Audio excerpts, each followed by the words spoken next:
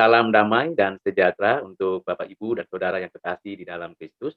Pada video ini kita melanjutkan pembacaan dan pembelajaran kita dari kitab Kejadian pasal yang ke-46, ayat yang pertama sampai dengan ayat yang ke-34. Mari kita bersama-sama membuka Alkitab kita. Sebelum kita membahasnya, kita membacanya dan kita merenungkan ayat demi ayat yang kita baca bersama. Demikianlah firman Tuhan. Kejadian pasal 46 ayat 1 sampai dengan ayat ke-30. Jadi, berangkatlah Israel dengan segala miliknya dan ia tiba di Beersheba. Lalu dipersembahkannya korban sembelian kepada Allah Ishak ayahnya. Berfirmanlah Allah kepada Israel dalam penglihatan waktu malam. Yakub, Yakub, sautnya, ya Tuhan. Lalu firman-Nya, akulah Allah, Allah ayahmu. Janganlah takut pergi ke Mesir, sebab aku akan membuat engkau menjadi bangsa yang besar di sana. Aku sendiri akan menyertai engkau pergi ke Mesir, dan tentulah aku juga akan membawa engkau kembali, dan tangan Yusuflah yang akan mengatupkan kelopak matamu nanti. Lalu berangkatlah Yakub dari Beersheba, dan anak-anak Israel membawa Yakub, ayah mereka, beserta anak-anak dan istri mereka, dan mereka menaiki kereta yang dikirim Firaun untuk menjemputnya. Mereka membawa juga ternaknya dan harta bendanya yang telah diperoleh mereka di tanah Kanaan. Lalu tibalah mereka di Mesir, yakni Yakub dan seluruh keturunannya bersama-sama dengan dia. Anak-anak dan cucu-cucunya laki-laki dan perempuan, seluruh keturunannya dibawanya lah ke Mesir. Inilah nama-nama Bani Israel yang datang ke Mesir, yakni Yakub beserta keturunannya. Anak sulung Yakub ialah Ruben. Anak-anak Ruben ialah Henok, Palu, Hezron, dan Karmi. Anak-anak Simeon ialah Yemuel, Yamin, Ohad, Yakin, dan Zoar, serta Saul, anak seorang perempuan Kanaan. Anak-anak Lewi ialah Gerson, Kehat, dan Merari. Anak-anak Yehuda ialah Onan, Sela, Peres, dan Zerah, tetapi dan Onan mati di tanah Kanaan. Dan anak Peres ialah Ezron dan Amul. Anak-anak Isakar ialah Tola, Hua, Ayub, dan Simron. Anak-anak Zebulon ialah Seret, Elon, dan Jehlel. Itulah keturunan Lea yang melahirkan bagi Yakub di Padan Haram, anak-anak lelaki serta Dina juga anaknya yang perempuan. Jadi seluruhnya laki-laki dan perempuan berjumlah 30 jiwa. Berjumlah 33 jiwa. Anak-anak Gad ialah Zevion, Hagi, Yuni, Hezbon, Eri, Arodi, dan Areli. Anak-anak Asher ialah Yimna, Yiswa, Yiswi, dan Beria. Sera ialah saudara perempuan mereka, dan anak-anak Beria ialah Heber dan Malkiel. Itulah keturunan Zilpa, yakni hamba perempuan yang telah diberikan Laban kepada Lea, anaknya perempuan, dan yang melahirkan anak-anak bagi Yakub seluruhnya 16 jiwa. Anak-anak Rahel dari Yakub ialah Yusuf dan Benyamin. Bagi Yusuf lahirlah Manasye dan Efraim di tanah Mesir, yang dilahirkan baginya oleh Asnat, anak perempuan Potifera, imam Gion. Anak-anak Benyamin ialah Bela, Beker, Asibel, Gera, Naaman, Ehi, Ros, Mufim, Hupim, dan Aret. Itulah keturunan Rahel yang telah lahir bagi Yakub, seluruhnya berjumlah 14 jiwa. Anak Dan ialah Usim, anak-anak Naftali ialah Yahzeel, Guni, Yezer, dan Silem. Itulah keturunan Bilha, yakni hamba perempuan yang diberikan Laban kepada Rahel, anaknya yang perempuan, dan yang melahirkan anak-anak itu bagi Yakub, seluruhnya berjumlah 7 jiwa. Semua orang yang tiba di Mesir bersama-sama dengan Yakub, yakni anak-anak kandungnya, dengan tidak terhitung istri anak-anaknya, seluruhnya berjumlah 66 jiwa. Anak-anak Yusuf yang lahir baginya di Mesir ada 2 orang, jadi keluarga Yakub yang tiba di Mesir seluruhnya berjumlah 70 jiwa. Yakub menyuruh Yehuda berjalan lebih dahulu mendapatkan Yusuf, supaya Yusuf datang ke Goshen menemui ayahnya, sementara itu sampailah mereka ke tanah Goshen. Lalu Yusuf memasang keretanya dan pergi ke Goshen, mendapatkan Israel ayahnya. Ketika ia bertemu dengan dia, dipeluknya lah leher ayahnya dan lama menangis pada bahunya. Berkatalah Israel kepada Yusuf, sekarang bolehlah aku mati setelah aku melihat mukamu dan mengetahui bahwa engkau masih hidup. Kemudian berkatalah Yusuf kepada saudara-saudaranya dan kepada keluarga ayahnya itu, aku mau menghadap Firaun dan memberitahukan kepadanya, saudara-saudaraku dan keluarga ayahku yang tinggal di tanah Kanaan telah datang kepadaku. Orang-orang itu gembala kambing domba sebab mereka itu pemelihara ternak, dan kambing dombanya, lembu sapinya, dan segala miliknya telah dibawa mereka. Apabila Firaun memanggil kamu dan bertanya apa pekerjaanmu, Maka jawablah, hamba-hambamu ini pemelihara ternak, sejak dari kecil sampai sekarang, baik kami maupun nenek moyang kami, dengan maksud supaya kamu boleh diam di tanah Goshen. Sebab segala gembala kambing domba adalah suatu kekejian bagi orang Mesir. Demikian pembacaan firman Tuhan untuk kita. Mari kita berdoa memohon pertolongan hikmat bijaksana dari Allah kita, agar apa yang kita baca bermakna, bermanfaat bagi kehidupan kita saat ini. Mari kita berdoa. Bapa di surga, terima kasih. Hari ini kami sudah membaca firman-Mu dari Kejadian pasal yang ke-46 ayat 1 sampai 34. Tuhan tolong kami untuk mengerti belas kasihan-Mu, kami harapkan dari-Mu, mohon ampun, mohon kemurahan hati-Mu, memberi kepada kami pengertian dan kemampuan untuk menjadi pelaku firman. Terima kasih Bapa, dalam Kristus Tuhan, kami berdoa, kami mengucap syukur. Amin. Bapak, Ibu, dan Saudara yang kasih dalam Kristus, perjumpaan seorang anak dengan seorang ayah yang lama tidak bertemu dengan latar belakang yang menyedihkan dan dianggap oleh orang tua ayahnya, anak itu sudah meninggal, ternyata masih hidup.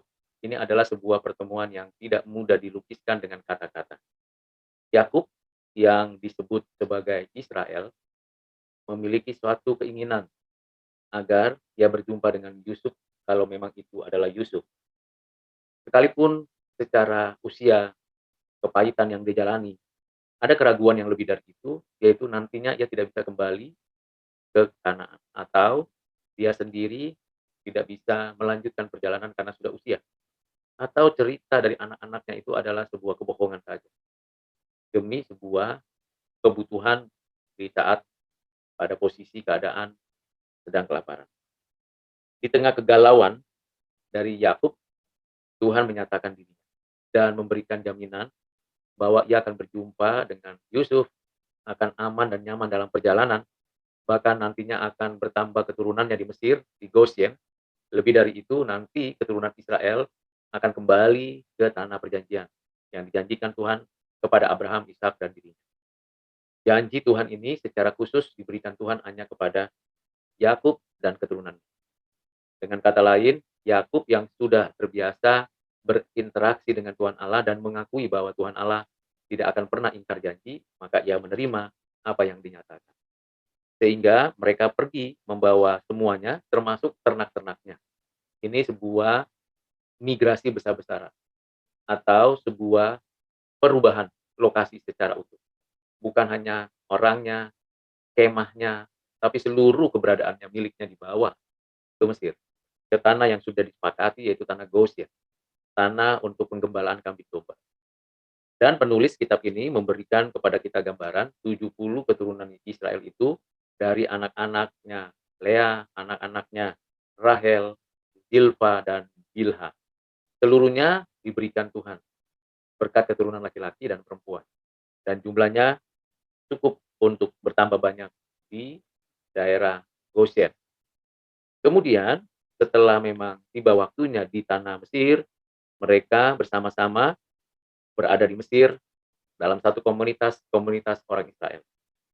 Sekalipun mereka belum langsung berjumpa dengan Firaun, bahkan tidak menetap di ibu kota Mesir, namun mereka sudah mengambil satu keputusan bahwa mereka akan tetap tinggal di Goshen. Ini adalah suatu keputusan perubahan yang tidak mudah diterima oleh siapapun. Beda budaya, beda tempat, beda bahasa, dan beda ibadahnya.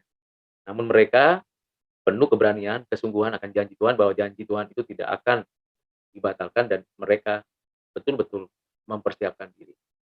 Dan kita bersyukur dari pembelajaran ini, tentunya kita tahu bahwa relasi Yusuf dan Firaun adalah relasi yang betul-betul tulus dan betul-betul menunjukkan kemanusiaan. Relasi saudara-saudaranya dengan Yusuf menjadi suatu relasi yang mengalami pertobatan, pengampunan, dan belas kasihan. Demikian juga relasi Yusuf dengan ayahnya. Bagaimana Yusuf dan ayahnya berjumpa, berpelukan, menangis, dan tentu di sini sekali lagi tidak mungkin dapat dituliskan dengan kata-kata. Dan pelukan ayah dan anak ini merupakan pelukan suatu kekuatan dan penghiburan. Di sini Yakub seperti dipulihkan kembali dari suatu kondisi yang mengalami kepahitan yang luar biasa. Kadangkala kita tahu bahwa perjumpaan dengan yang kita kasihi, anak, keturunan, dan keluarga, menjadi perjumpaan yang memulihkan kekuatan baru. Demikian Yakub yang tadinya putus asa, frustasi, dan bahkan tidak ada harapan, tetapi ketika bertemu dengan Yusuf yang sudah diceritakan oleh anak-anaknya, Yakub menyadari betapa sukacita datangnya dari Allah itu memenuhi hatinya. Demikian juga saudara-saudaranya yang bertobat dan bagaimana Yakub dengan segala mungkin keraguannya, tetapi setelah peristiwa mereka berjumpa dengan Yusuf di tanah Goshen, maka pemulihan hubungan ayah dengan 11 anaknya dari Lea, dari Zilpa, Bilha, dan dari Rahel, semuanya mengalami suatu pembaharuan. Ini namanya suatu pertobatan secara utuh, bukan saja pengalaman rohani, tetapi pengalaman relasi antar anggota keluarga, terutama pengalaman relasi dengan Tuhan yang dipimpin dan disertai oleh Tuhan. Dari bagian ini juga kita belajar bagaimana orang Mesir yang penuh dengan suatu kebudayaan yang berbeda dengan Kanaan dan khususnya dengan orang-orang Israel. Mereka menganggap hal yang tidak baik untuk menggembalakan kambing domba. Tetapi itu bukannya menyurutkan orang Israel di tanah Goshen. Dan uniknya tanah Goshen memang diperuntukkan dengan orang-orang yang memang menggembalakan kambing domba. Jadi ada kelas-kelas sosial ekonomi dalam konteks waktu itu. Namun Tuhan berkarya dengan cara yang ajaib. Anak-anak mereka, Yakub dan keturunannya, mengalami suatu pembaharuan hidup. Apa yang kita perlu pelajari dari bagian ini? Tentunya yang pertama adalah setiap langkah kita di dalam keseharian kita atau untuk setiap rencana kita ke depan bukan sekedar melibatkan Tuhan, tetapi betul-betul Tuhanlah yang memimpin, yang memberikan visi kepada kita untuk melangkah dengan tepat. Dengan kata lain, Bapak, Ibu, Saudara, dan saya, andalkanlah Tuhan, baik sebelum rencana dibuat, sedang dibuat, maupun sedang dilakukan. Maka semuanya itu menggambarkan kebergantungan kita kepada Tuhan. Sebagai ciptaan pribadi yang sandar kepada Tuhan. Ini makna yang pertama. Makna yang kedua, di tengah kesulitan, kegaduhan antar keluarga dalam rumah yang besar itu, Tuhan tetap menyatakan bahwa mereka diberkati anak-anak dan diberkati dengan segala kebutuhan yang tercukupkan. Janji Tuhan Allah kepada Abraham dan Ishak, bahkan kepada Yakub, terpenuhi. Anak-anak Israel ini bukan hanya tetap ada dan memiliki keturunan, tetapi keturunannya juga memiliki keturunan. Jadi ini pelipat gandaan dari semua peristiwa untuk bertambah banyak. Ketiga, tentu kita bersyukur karena Yehuda yang menanggung kepercayaan ayahnya dan yang berinisiatif menanggung itu semua, memperjumpakan Yusuf dengan Yakub dan saudara-saudaranya secara terbuka, tetapi untuk kalangan mereka saja.